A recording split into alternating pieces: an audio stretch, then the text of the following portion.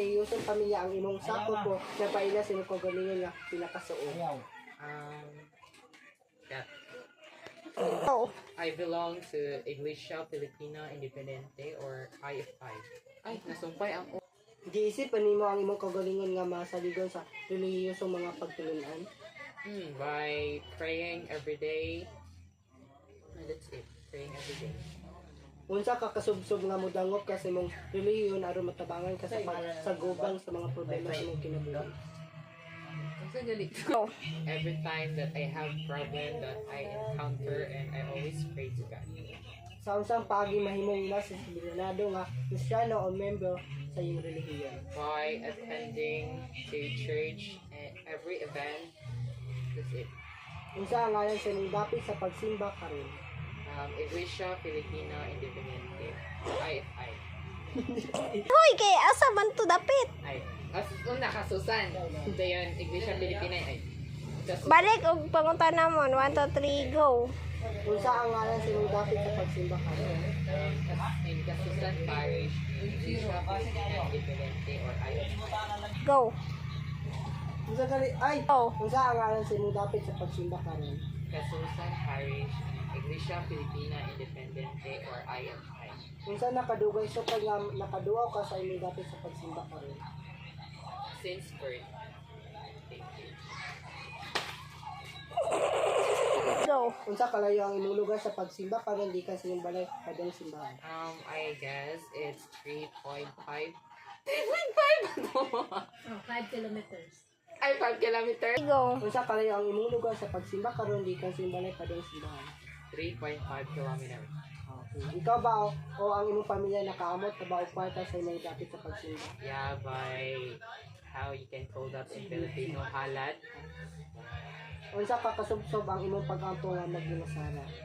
By praying every day, every I have a problem that I encounter, I always pray to God. Nakabasa ka na ba sa relihiyosong kasulatan sa relihiyon nga imong sudlan? Yeah, by when I go to the church, I sometimes if no one gonna read the Bible, I'm volunteer myself. Okay. Nagunaho na ka ba nga moadto ka sa langit? Yeah, because I'm very kind person. Not very, but I have a good wait. Go. Nagunaho na ka ba nga moadto ka sa langit? 50% because in this I have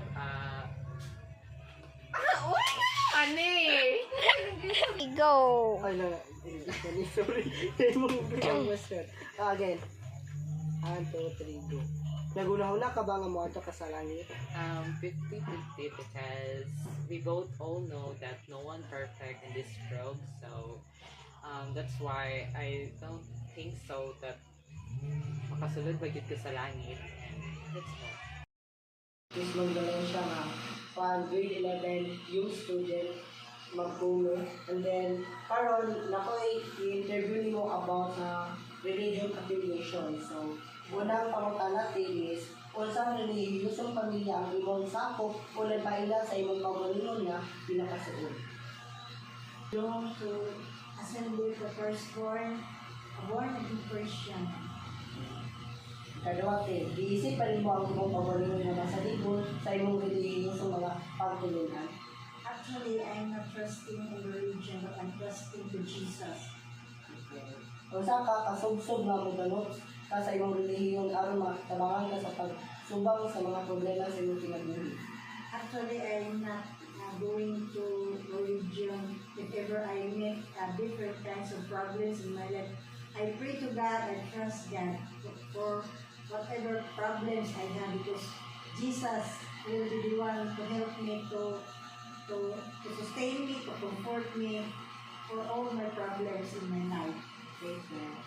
Sa unsang paagi mahimong mas disiplinado nga Kristiyano o membro sa imong relihiyon? Sa unsang kamaagi mahimong mas disiplinado nga Kristiyano o membro sa imong relihiyon? To become disciplined, being a born-again Christian, just follow and obey the the will of God in our life and to show the people that we are living testimony. Usa ang kalimati, usa kayo ang imong lugar sa pagsimba karon dito sa Lumalay. Actually, I think 5 kilometers away from our house to be to our church. Okay, thank you. Gaano kadalas mong binabasa ang mga banal na kasulatan ng isa mula sa relihiyong iyong sinusunod? Ako nga ako'y Bible ginatag sa akong magulang. Asa pupunta ako kaning dalon. Gabi-gabi na ko ni siya basahon.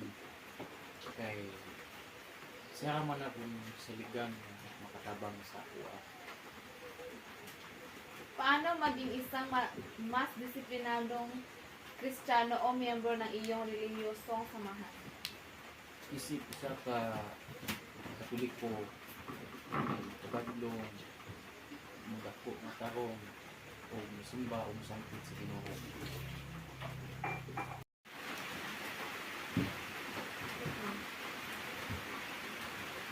Ilang beses kang dumalo sa mga sibersyong relihiyoso o seremonya sa iyong lugar ng pagsamba?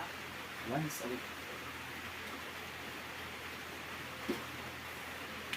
Sa anong antas itinuturing mo ang iyong sarili na espiritual? Tinuturi ko sa sarili na ang tawag na spiritual sa aking anong kung ano ang aking na kung unsa ko sa pagtuo sa Ginoo, unsa ko nga isalig sa Ginoo, ug unsa ang ako ang didaing niya nga unsay akong kinahanglan na dapat na siya sa dapat. Hinay po, nabuha mo na siya. Sabi si Crismon Valencia, isa ka grade 11 yung student, magkulo. So, nakoy ipangutana nimo ang una, usang relihiyosong pamilya ang imong sakop o nagpaila sa imong kaugalingon nga pinakasuod.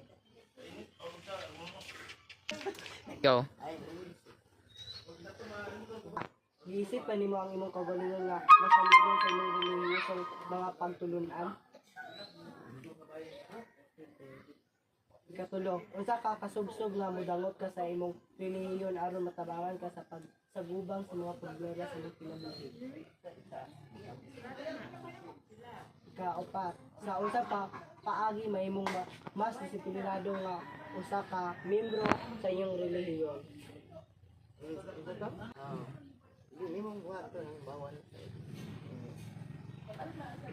Unsa ang ngalan sa imong dapit sa pagsimba karon?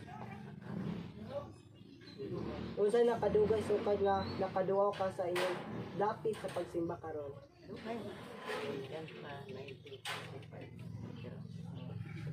Unsa kalayo ang imong lugar sa pagsimba karon gikan sa imong balay? 1 kilometer mo siya na wala na. 1 kilometer ang gikan dire pengon ba dito simbahan sa highway na tapat ilang tukmo. Murag 1 kilometer po na.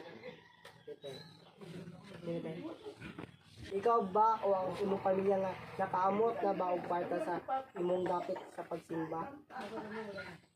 Alad. Unsa ka kasubsob ang imong pag-ampo nga mag-inusara? Kaugalingon na nato. Nakabasa ka na ba sa relihiyosong kasulatan sa relihiyon nga imong gisunod? Like Biblia?